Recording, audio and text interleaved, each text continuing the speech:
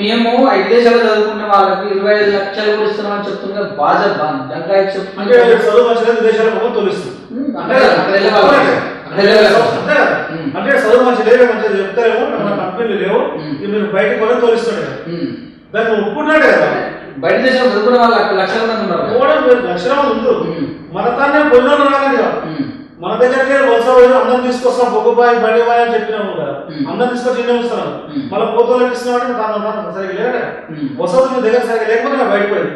నీ దగ్గర కంపెనీలకు నువ్వు ఇచ్చే కంపెనీలు కానీ, నువ్వు ఇచ్చే వ్యవస్థ కానీ, నువ్వు ఇచ్చే ఉంటే వాళ్ళు ఎందుకు పోతున్నాడు? జిల్లాలో కూడా ప్రాంతంలో కావచ్చు, బడంపేట ప్రాంతంలో కావచ్చు ఉన్నటువంటి చెరువులో సుందరీకరించాము. ఈ రోజు ప్రజలు ఒకప్పుడు అక్కడికి వెళ్తుంటే ముక్కు మూసుకొని వెళ్ళేవాళ్ళు. ఇవాళ మాస్క్ తీసేసి ఆరోగ్యం కోసం వాటి తిరుగుతున్నారు. ఇవి కానట్లేదా సురేష్ అన్న?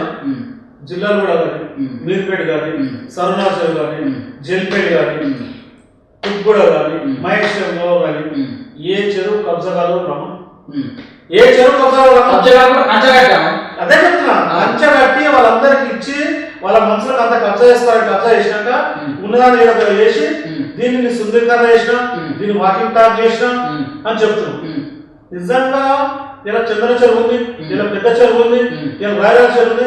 నువ్వు రా, ఎన్ని చెరువులు కబ్జా అయినా చూపిస్తాం. ఆ రికార్డ్ ఏదో నాకు ఆనందిస్తాను. గత కాలం ఇవ్వలే కదా, గత కాలంలో సభ్యులు వాళ్ళే ఉంటుంది.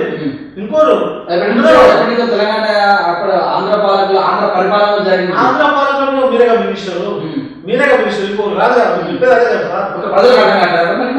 ప్రజలకు అర్థమైంది సార్. ఇప్పుడు అర్థమైంది కాబట్టి ఇంటికి పోయింది వచ్చింది. ఇప్పుడు రాజీనామా చేస్తారు. అందుకనే ఏదైనా